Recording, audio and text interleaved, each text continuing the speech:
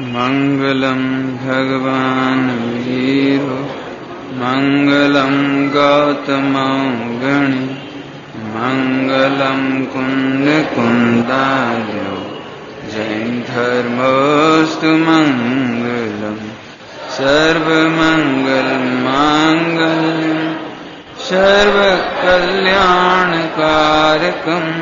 प्रधानम सर्वधर्माणां जैनम जयतु शासनम जैनम जयतु शासनम। बीतरागी देव शास्त्र से तुम्हें थोड़ा सा ये इसको पढ़ के सुना रहे। इसका नाम है ग्रंथ परीक्षा। देख रहे हैं ग्रंथ परीक्षा। अब पूरी उसके साथ बता रहे सभी लोग इसलिए देख लो कि हमारे नाम से बदनाम नहीं करना, क्यों हम जो विषय ले रहे हैं वो ज्वलंत है और उसका धुआं बहुत उठ सकता है ना। देख रहे फोटो इन्होंने छपवाई है। पुराना एडिशन करीब 80-90 साल पुराना था। 100 ही साल समझ लो, 100 साल पुराना एडिशन था। लेकिन इन्होंने बहुत अच्छा काम किया। इनकी प्रेरणा से ये फिर से छप गया। छपा ये इन्होंने सागर वालों जैन विद्यापीठ भाग्योदय तीर्थ जैन विद्यापीठ भाग्योदय तीर्थ सागर। आप चाहो तो वहां से मंगा भी लो, हर मंदिर में रखने लायक। एक इतिहास सुना रहे हम आपको कि जैन समाज में जैन ग्रंथों के अनुसार प्रथमान युग पूरा पढ़ के देखो, सूतक पातक की कोई चर्चा नहीं है। चरणानियों के भी मूल ग्रंथ पढ़ के देखो, 1000 साल पहले जो ग्रंथ हैं पुराने, उनमें कहीं सूतक पातक की चर्चा नहीं है। ठीक है। सोमसेन त्रिवर्णाचार्य है। सोमसेन के बारे में हम बताएं आपको कुछ तो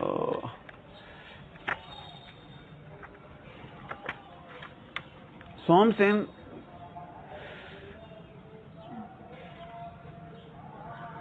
एक ब्राह्मण ग्रस्त हैं, ब्रह्मसूरी नाम के। ब्रह्मसूरी, हाँ, जैन धर्मानुयायी ब्राह्मण ग्रस्त। इनके पिताजी या पिताजी के पिताजी दिगंबर हुए थे, है ना। भट्टारक पुरानी वाली आप देखो ना, 3 वॉल्यूम में छपा है। 3 वॉल्यूम का 1 वॉल्यूम छपा जी, एक ही छपा। 3 वॉल्यूम में छपी थी पहले। उसके अक्षर इसे 10 गुने बड़े थे। और एक किताब पूरी 138 पेज की इसी की है बोलकर। तो अब मैं इसमें से पढ़ के सुना रहा हूँ, है ना।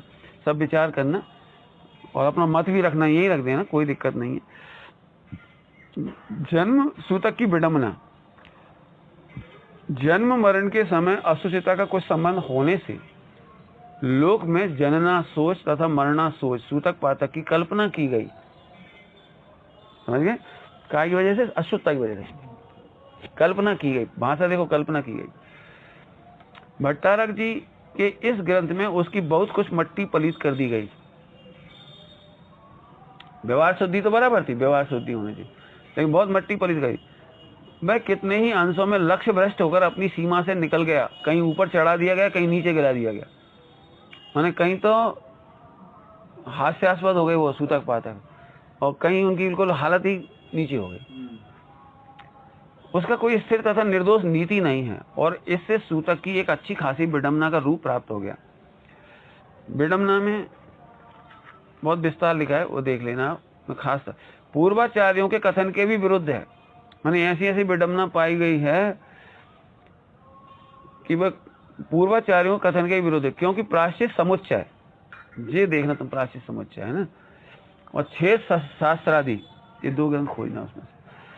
क्षत्रिय के लिए 5 दिन की, ब्राह्मणों के लिए 10 दिन की, और वेश्यों के लिए 12 दिन की, और शूद्रों के लिए 15 दिन की सूतक व्यवस्था की गई। शूद्रों के लिए 15 दिन सूतक रहेगा, क्षत्रियों के लिए 5 दिन का सूतक रहेगा।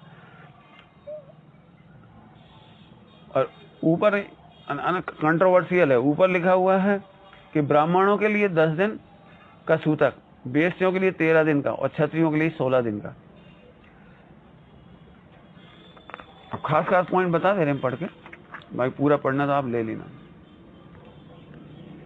विवाह के प्रकरण में लिखा है, इसमें कंट्रोवर्शियल लिखी, दो बातें एक साथ। एक बात ये लिखी है कि यदि कन्या का विवाह के समय रजस्वला हो जाए तो 3 दिन तक फिर उसको विवाह नहीं होना चाहिए, पूजा नहीं करना चाहिए। 3 दिन तक बारात रुकी रहेगी और फिर होगा। लेकिन उसी में फिर आगे लिख दिया उन्होंने, परंतु विवाह प्रकरण के अवसर पर आप अपने इस व्यवस्था नियम को भुला गए, खुद ही भुला गए। वहाँ विवाह यज्ञ का होम प्रारंभ हो जाने पर जब ये मालूम होता है कि कन्या रजस्वला है तो आप 3 दिन के लिए विवाह को ही मुलतवी कर देते हैं, जबकि ग्रंथों में ये लिखा है कि तत्काल स्नान करा के उसको पूजा की जा सकती है। चौथे दिन फिर उसी अग्नि में फिर से होम करके कन्या दान आदि शेष कार्यों को पूरा करने की व्यवस्था दे रहे हैं। इसे पूरा पढ़ लेना आप। वह अपनी वर्तमान स्थिति में महज काल्पनिक है, उसका मानना ना मानना समय की जरूरत है। मानना और नहीं, जैसे तुम्हारे बहुत परिणाम खराब हो रहा है, तुम्हारे घर में अशुद्धता भी है, गिला नहीं हो रही, तो आप मान सकते हो सूतक पातक, अन्यथा नहीं माने। लोक स्थिति अथवा अपनी परिस्थिति पर अवलंबित है। लोक का वातावरण बदल जाने अथवा अपनी किसी खास जरूरत के खड़े हो जाने पर उसमें यथेक्ष परिवर्तन ही नहीं किया जा सकता है, बल्कि उसे साफ धता भी बतलाया जा सकता है। धता बताना समझ गए, माने उसे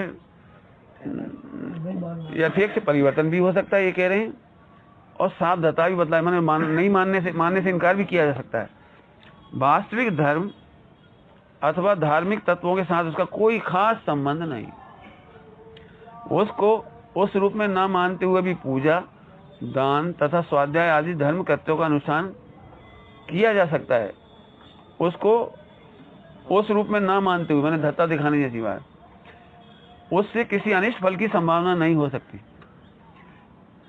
चुनांचे भरत चक्रवर्ती ने पुत्रोत्पत्ति के कारण घर में सूतक होते हुए भी भगवान ऋषभ देव को केवल ज्ञान उत्पन्न होने का शुभ समाचार पाकर उनके समूह शरण में जाकर उनका साक्षात पूजन किया। और वह पूजन भी अकेले अथवा चुपचाप नहीं। अपन कहते हैं जैसे चक्रवर्ती को नहीं लगता, तो फिर उनकी रानियां भी तो गई, चक्रवर्ती की माता भी तो गई, चक्रवर्ती और पुत्र भी तो गए, सब ही गए। जो कह रहे हैं चक्रवर्ती को नहीं लगता था, ऐसा कहाँ है, उनके परिवार के सही गए। बहुत धूमधाम से अपने भाइयों स्त्रियों तथा परिजनों को साथ लेकर किया था। उन्हें ऐसा करने में पाप नहीं लगा और उसके कारण कोई अनिष्ट ही संगठित हुआ, ना कोई अनिष्ट ही संगठित हुआ। प्रत्युत इसके शास्त्र में भगवान जिनसेन प्रणीत आदि पुराण में उनके इस सद्विचार तथा पुण्योपार्जन की प्रशंसा की गई, जो उन्होंने पुत्रोत्पत्ति के उत्सव को भी गौण करके पहले भगवान का पूजन किया।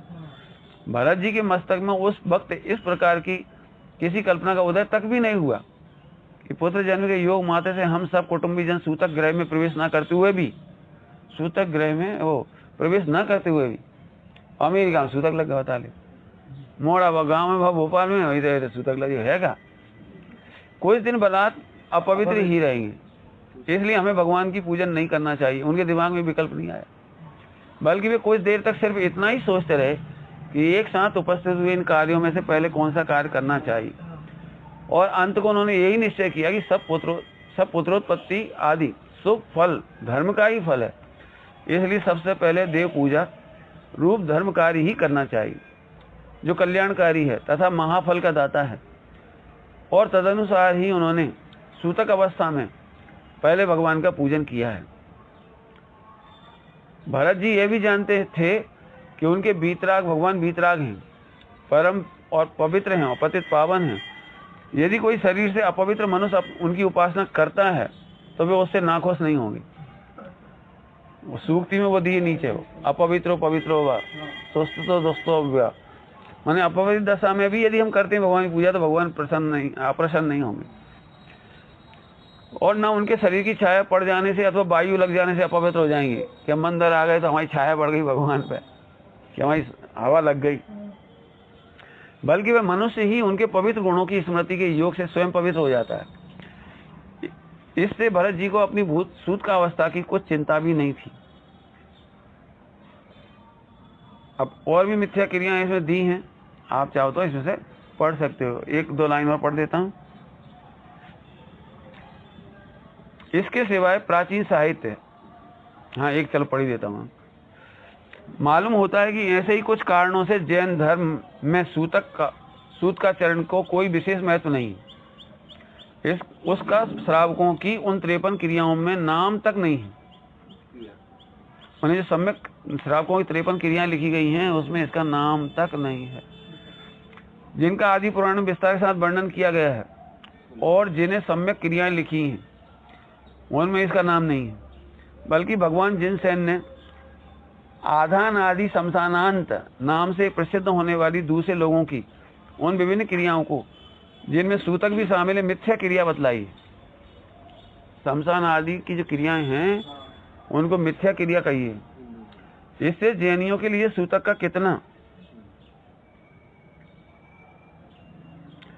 कितना महत्व है और स्पष्ट हो जाता है। इसके सिवाय प्राचीन साहित्य का जहाँ तक भी अनुशीलन किया जाता है उससे यही पता चलता है कि बहुत प्राचीन समय अथवा जैनियों के अभ्युदय काल में सूतक को कभी इतना महत्व प्राप्त नहीं था, और न वह ऐसी विडंबना को ही लिए हुआ था जैसे कि भट्टारक जी के इस ग्रंथ में पाई जाती है।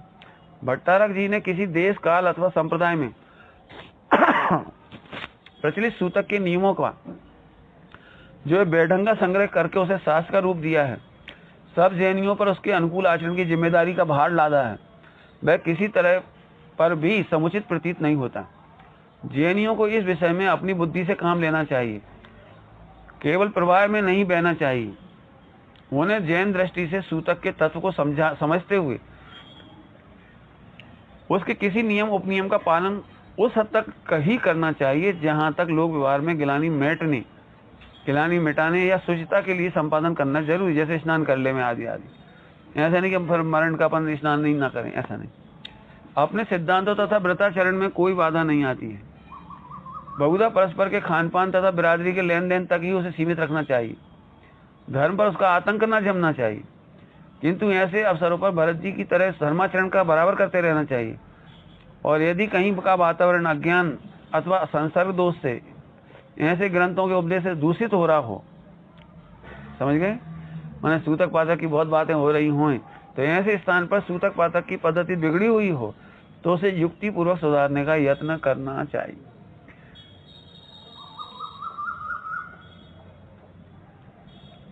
एक 178 पेज पे भी इसी का प्रकरण लिखा है, थोड़ा सा चाहे तो आप पढ़ सकते हैं।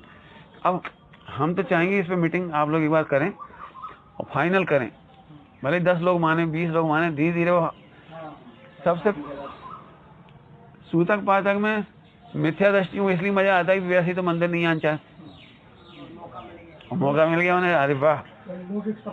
मैंने वर्ल्ड में जैनी 100% जैनी यदि कोई नियम पालता जैन धर्म का वो है सूतक पाठक का, बिल्कुल चुस्ती से पालेगा। अमेरिका से तो फोन आ जाए, भैया हमारे तो घर में ऐसा भाव इंडिया में हमें क्या करने, उनसे कहते 1 महीना मंदिर नहीं है, अच्छा बहुत बढ़िया। मैंने समझ में आई क्या कह रहे हैं, मैंने सूतक पाठक का नियम हर व्यक्ति चुस्ती से पालता है। उनसे कहा आलू मत खाओ, तो हम तो इसमें ये कहना चाह रहे हैं, मैं अपने संशोधन बताना चाह रहा हूँ देश काल के अनुसार कि सूतक पाठक पालने तो चाहिए, लेकिन अशुभ भाव मिटाने वाले सूतक पाठक पालो, शुभ भाव बढ़ाने वाले पालो। अभी अपने अभी दर्शन मोचार्य में पढ़ा है, ऐसे शुभ भाव पालो जिससे शुद्ध भाव हो। मान लो अपन पढ़ते पढ़ते रो रहे तो मत पढ़ो, दूसरों से पढ़वा लो। सूतक तो पाल लो, कोई दिक्कत नहीं, ऐसे ही पालो, खुद पढ़ो नहीं तो दूसरों से पढ़वा लो। रोज मंदिर आओ, रोज पूजा करो, कोई दिक्कत नहीं है। व्रत से नहीं करने की हिम्मत है तो मत करो, ऐसे करो, लेकिन मेरा मतलब इनमें छूट देने की कोई जरूरत नहीं। दूसरी बात, जिनके घर में आलू बनत हो 13 दिन आलू नहीं बनाओ, आलू बनाते ही हो रोज, तो 13 दिन का आलू को त्याग करो, हिम्मत रखो 13 दिन आलू में दूध तक लगा। मैंने अब हाँ रात्रि भोजन होता हो तो 13 दिन रात्रि भोजन नहीं करोगे यार। उनके लिए, कौन के लिए, जो रात भर खाते हैं, मैंने रात में खाते हैं, अवक्ष खाते हैं, आलू खाते हैं, उनकी क्या रहे। 13 दिन टीवी मत देखो, भी कथा मत करो, अखबार मत पढ़ो, भक्ति करो, एक भजन याद करो। इसके लिए हमने अभी सबसे शुरू में कही थी बात, अभी कह दे रहे एक बार फिर से। चरणानियों की मूल लाइन है जिससे सम्यक तो व्रत दूषित ना हो, ऐसी सारी क्रियाएं अपनाई जा सकती। इसमें सम्यक तो व्रत दूषित नहीं हो रहे। मंदिर में भगवान को कोई प्रक्षाल भी कर लेता है ना सूतक अवस्था में, तो वो पवित्र हो जाता है। ये लिखा था अभी इसमें, वो पवित्र हो जाए, भगवान अपवित्र नहीं हो जाए। हाँ, माने जी ब्राह्मणवाद नहीं है कि भगवान अपवित्र कर देते हैं, ब्राह्मणों में भगवान अपवित्र हो जाता, हमारे यहाँ नहीं होती, उन्हें नहावे की जरूरत पड़े, हमें हमारे भगवान को नहीं।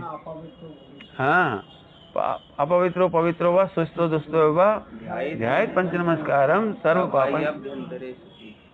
हमारा मतलब उसके विचार कर।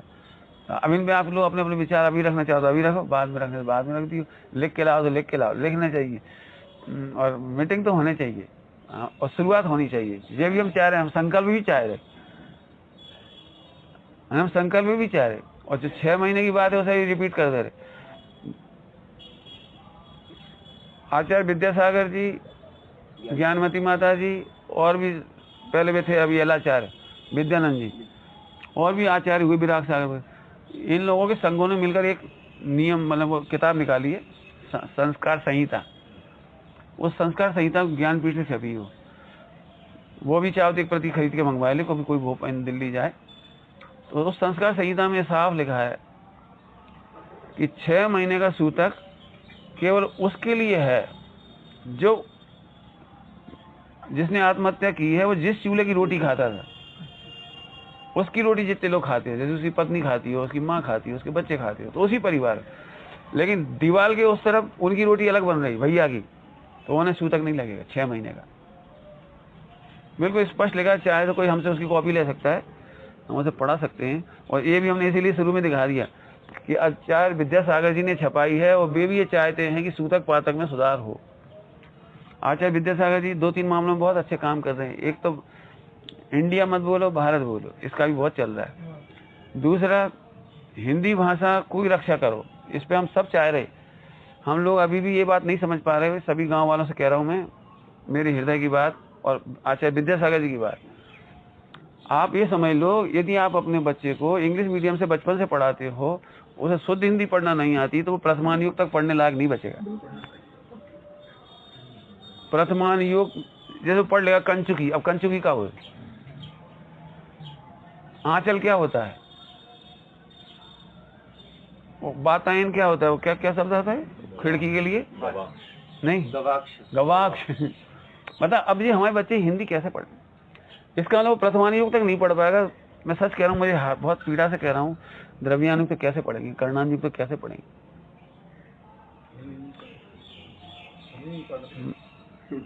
हाँ, इसलिए हम ये सब लोगों से कह रहे हैं, अपने विचार करो।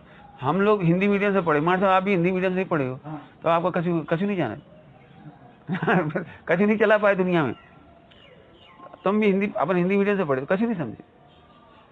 और आप पूरे हिंदुस्तान में देख लें, पूरे हिंदुस्तान कह रहा हूँ, हिंदी मीडियम वालों ने जितने आविष्कार किए हैं, अनपढ़ गांव के लोगों ने जितने आविष्कार किए हैं, उतने ये पढ़े लिखे नहीं कर पाए।